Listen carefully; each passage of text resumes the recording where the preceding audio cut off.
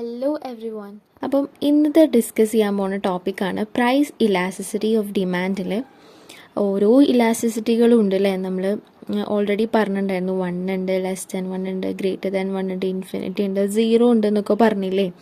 അപ്പം ഈ ഏറ്റവും ഇമ്പോർട്ടൻ്റ് ആയിട്ടുള്ളൊരു മെഷറാണല്ലേ ഈ പ്രൈസ് ഇലാസ്റ്റിസിറ്റി ഓഫ് ഡിമാൻഡ് എന്ന് പറഞ്ഞാൽ. അപ്പോൾ ഇതിന് തന്നെ ന്യൂമറിക്കലി നമുക്ക് പ്രസൻറ്റ് ചെയ്യാൻ പറ്റും. അപ്പോൾ അതിനെപ്പറ്റി കൂടുതലായിട്ട് പഠിക്കും. മെയിൻ ആയിട്ടുള്ള കാര്യം എന്ന് പറഞ്ഞാൽ ഇലാസ്റ്റിക് എന്ന് പറഞ്ഞാൽ പ്രതികരണമുണ്ട്, റെസ്പോൺസ് ഉണ്ട് എന്നാണ്. ഓക്കെ, ഇനി ഇൻഇലാസ്റ്റിക് എന്ന് പറഞ്ഞാൽ തീരെ റെസ്പോണ്ട് ഇല്ല, തീരെ പ്രതികരിക്കുന്നില്ല എന്നാണ് അർത്ഥം. നോ റെസ്പോൺസ് എന്നാണ് ഇൻഇലാസ്റ്റിക് എന്ന് പറഞ്ഞാൽ. ഇലാസ്റ്റിക് എന്ന് പറഞ്ഞാൽ റെസ്പോൺസ് എന്നാണ് അർത്ഥം. അപ്പോൾ ഇതറിയാമെങ്കിൽ ഇനി പറയാൻ പോകുന്ന കാര്യങ്ങൾ വളരെ എളുപ്പമായിട്ട് മനസ്സിലാവും. ഓക്കെ, അപ്പോൾ നമുക്ക് പെർഫെക്റ്റ്ലി ഇലാസ്റ്റിക് ഡിമാൻഡ് ഉണ്ട്. എന്താ ഈ പെർഫെക്റ്റ്ലി ഇലാസ്റ്റിക് ഡിമാൻഡ് എന്ന് പറഞ്ഞാൽ ചെറിയൊരു മാറ്റം പ്രൈസിൽ വന്നു കഴിഞ്ഞാൽ തന്നെ ഭയങ്കരമായിട്ട് റെസ്പോണ്ട് ചെയ്യും. അതാണ് ഈ പെർഫെക്റ്റ്ലി എന്ന് പറയുന്നത്. പെർഫെക്റ്റ്ലി ഇലാസ്റ്റിക് ആയിരിക്കും, കുറേ റെസ്പോൺസ് വരും. ഓക്കെ, അപ്പം അതാണ് പെർഫെക്റ്റ്ലി ഇലാസ്റ്റിക്. ഇനി യൂണിറ്റ് ഇലാസ്റ്റിക് എന്ന് പറഞ്ഞാൽ എന്താണോ പ്രൈസിൽ ചേഞ്ച് വന്നത്, ഇപ്പോൾ 10 പ്രൈസിൽ ചേഞ്ച് വന്നെങ്കിൽ 10 തന്നെ ഡിമാൻഡിലും ചേഞ്ച് വരാം. അപ്പോൾ ഒപ്പേനെ ചേഞ്ച് വരില്ല. അതാണ് യൂണിറ്റ് ഇലാസ്റ്റിക് ഡിമാൻഡ്. പിന്നെ അടുത്തതാണ് പെർഫെക്റ്റ്ലി ഇൻഇലാസ്റ്റിക് ഡിമാൻഡ്. അപ്പോൾ ഇൻഇലാസ്റ്റിക് എന്ന് പറഞ്ഞാൽ നോ റെസ്പോൺസ് അല്ലേ, നോ റെസ്പോൺസ് അറ്റ് ഓൾ. അപ്പോൾ പെർഫെക്റ്റ്ലി ഇൻഇലാസ്റ്റിക് ഡിമാൻഡ് എന്ന് പറഞ്ഞാൽ എത്ര പ്രൈസ് കൂടിയാലും എത്ര പ്രൈസ് കുറഞ്ഞാലും ഡിമാൻഡിൽ ഒരു റെസ്പോൺസും ഇല്ല, ഒരു രീതിയിലും ഡിമാൻഡ് മാറൂല. പെർഫെക്റ്റ്ലി എന്ന് പറഞ്ഞാൽ കംപ്ലീറ്റ്ലി എന്നാണ്. ഈ ലൈഫ് സേവിങ് ഡ്രഗ്സ് ഒക്കെ ഉണ്ടാവില്ലേ, അപ്പൊ അതിനോട് നമുക്ക് അങ്ങനെ അസുഖം വന്നാൽ മാത്രമല്ലേ ഡിമാൻഡ് ഉള്ളൂ. അപ്പൊ എത്ര പ്രൈസ് കൂടിയാലും എത്ര പ്രൈസ് കുറഞ്ഞാലും ഡിമാൻഡ് തീരെ ഉണ്ടാവില്ല. അതാണ് ഇൻഇലാസ്റ്റിക് ഡിമാൻഡ്. അപ്പൊ പെർഫെക്റ്റ്ലി ഇൻഇലാസ്റ്റിക് ഡിമാൻഡ് എന്ന് പറഞ്ഞാൽ അത് 0 ആയിരിക്കും. പിന്നെ അടുത്താണ് റിലേറ്റീവ്ലി ഇലാസ്റ്റിക് ഡിമാൻഡ്. അപ്പം ഇലാസ്റ്റിക് ആണ്, അപ്പം റെസ്പോൺസ് ഉണ്ട് അല്ലേ.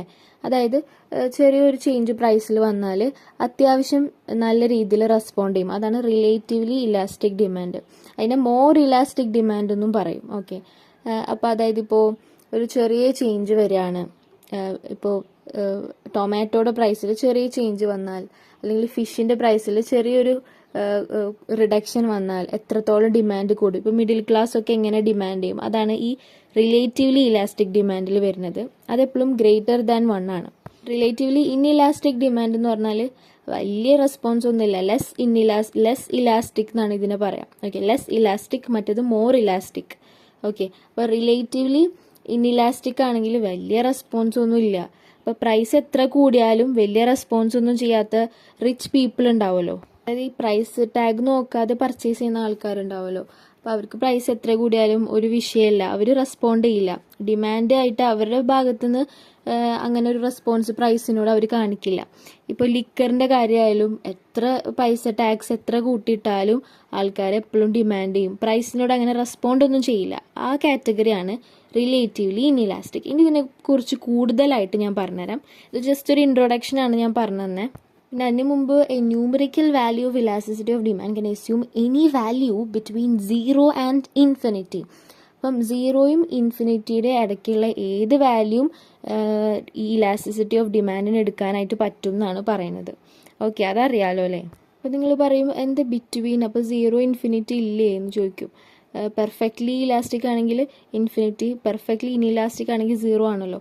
അപ്പം അങ്ങനെ ചോദിക്കുന്നവരോട് എനിക്ക് പറയാനുള്ളത്, ഇലാസ്റ്റിസിറ്റി 0 എന്ന് പറഞ്ഞാൽ എന്താർത്ഥം, അവിടെ ഒരു പ്രതികരണം ഇല്ല എന്നല്ലേ. അപ്പോൾ അത് നമ്മൾ പരിഗണിക്കില്ല അല്ലേ. ഇൻഫിനിറ്റി എന്ന് പറഞ്ഞാൽ അതൊരു അൺഡിഫൈൻഡ് ആയിട്ടുള്ള നമ്പർ അല്ലേ.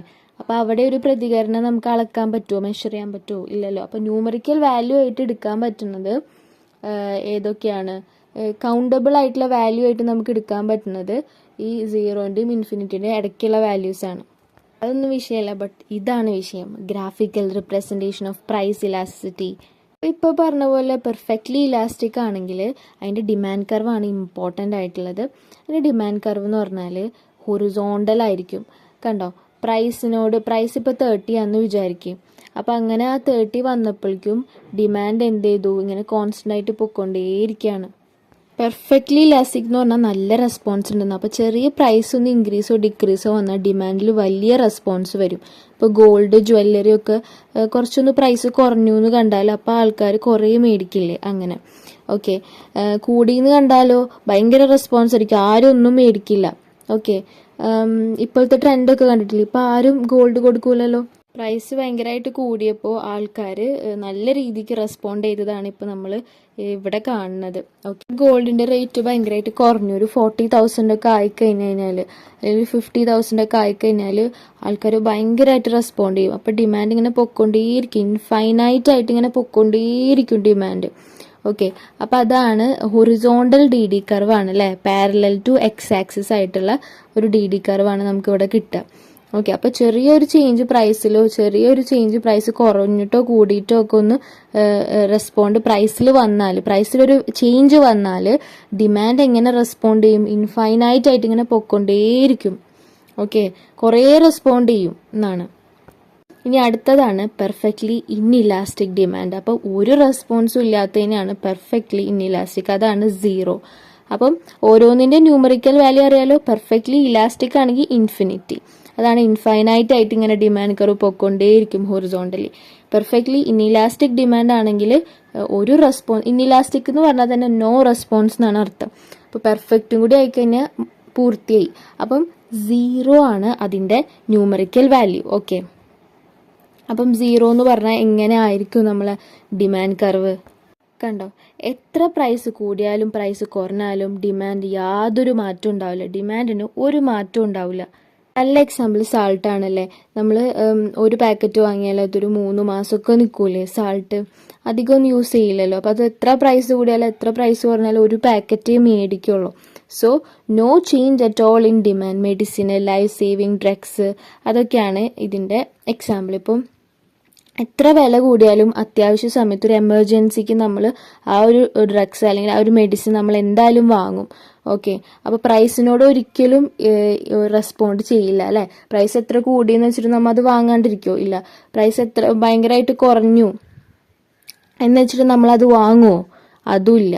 ആവശ്യമുണ്ടെങ്കിൽ മാത്രമേ വാങ്ങുള്ളൂ. അപ്പോൾ ഡിമാൻഡ് തീരെ ഇല്ല, പ്രൈസിനോട് തീരെ റെസ്പോണ്ട് ചെയ്യില്ല. ഡിമാൻഡ് എന്ന് പറഞ്ഞാൽ യാതൊരു മാറ്റവും ഡിമാൻഡിൽ വരില്ല, പ്രൈസ് കൂടിയാലും കുറഞ്ഞാലും. നെസസറി ഗുഡ്സ് ആണ് ഇതിൻ്റെ example. So D D curve is vertical ആണ്, parallel to Y axis. Vertical കണ്ടോ, ഡിമാൻഡ് ഇങ്ങനെ സ്റ്റില്ലായിട്ട് അവിടെ നിൽക്കുകയാണ് കണ്ടോ.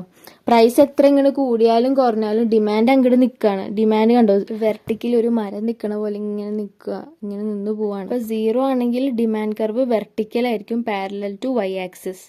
യൂണിറ്റ് ഇലാസ്റ്റിക് എന്ന് പറഞ്ഞാൽ പ്രൈസിൽ എത്ര മാറ്റം വന്നോ അത്രയും ചേഞ്ച് ഡിമാൻഡിലും വരുമ്പോഴാണ് യൂണിറ്റ് ഇലാസ്റ്റിക് ഡിമാൻഡ് ആവുക. അതായത് 10 ആണ് പ്രൈസിൽ മാറ്റം വന്നെങ്കിൽ അതേപോലെ തന്നെ ഡിമാൻഡും 10 രീതിയിൽ റെസ്പോണ്ട് ചെയ്യുക. അപ്പോൾ ബനാനൊക്കെ ആണെങ്കിൽ അങ്ങനെയാണല്ലോ. അപ്പോൾ എപ്പോഴും ഹൗസ് ഹോൾഡ് വാങ്ങുന്ന സംഭവമാണല്ലേ. അപ്പോൾ ഒന്ന് പ്രൈസ് കുറഞ്ഞു കഴിഞ്ഞാൽ നമ്മൾ 2 കിലോനൊക്കെ വാങ്ങൂലേ. അപ്പോൾ അങ്ങനെ ഒപ്പേന മാറുന്നതാണ് ഈ യൂണിറ്റ് ഇലാസ്റ്റിക് ഡിമാൻഡ് എന്ന് പറഞ്ഞാൽ. അത് എപ്പോഴും EP1 ആയിരിക്കും. ഓക്കെ, യൂണിറ്റ് എന്ന് പറഞ്ഞ പേരിൽ തന്നെ ഉണ്ടല്ലേ, അതിന് യൂണിറ്ററി ഇലാസ്റ്റിക് എന്നും പറയും. യൂണിറ്ററി ഇലാസ്റ്റിക് എന്ന് പറഞ്ഞാൽ കണ്ടോ, പ്രൈസിലൊരു 5 കൂടിയപ്പോൾ ഡിമാൻഡ് 5 ആയിട്ട് കുറഞ്ഞു, പ്രൈസിലൊന്ന് 5 കുറഞ്ഞപ്പോൾ ഡിമാൻഡ് 5 ആയിട്ട് കൂടി. അപ്പം അങ്ങനെ വരുമ്പോൾ ഒരു യൂണിറ്ററി ഇലാസ്റ്റിക് ഡിമാൻഡ് കർവാണ് കിട്ടുക. ജസ്റ്റ് ഒരു കർവ് പോലെ തന്നെയാണ് കിട്ടുക, സ്ട്രെയിറ്റ് ലൈൻ അല്ല. റിലേറ്റീവ്ലി ഇലാസ്റ്റിക് ഡിമാൻഡ് ഒരു തിരക്കേടില്ലാണ്ട് റെസ്പോണ്ട് ചെയ്യില്ലേ മിഡിൽ ക്ലാസ് ഒക്കെ എല്ലാ കാര്യങ്ങൾക്കും. ഇപ്പോൾ കൂടെ ഒരു വണ്ടിയൊക്കെ പോലെ 5 കിലോ 100 എന്നൊക്കെ പറഞ്ഞിട്ട്, അപ്പം അങ്ങനെ കാണുമ്പോൾ കുറേ പേര് വാങ്ങൂലേ. അപ്പോൾ അങ്ങനെയൊക്കെ പ്രൈസ് കുറയ്ക്കുമ്പോൾ നല്ലോണം റെസ്പോണ്ട് ചെയ്യുന്ന ആൾക്കാരുണ്ടാവുമല്ലോ. അപ്പം ഇപ്പോൾ വൈമാളിലും കാര്യങ്ങളിലൊക്കെ ഒരു ഓഫർ വന്നു കഴിഞ്ഞാൽ കുറേ പേര് പോകുമല്ലോ. അപ്പം അങ്ങനെ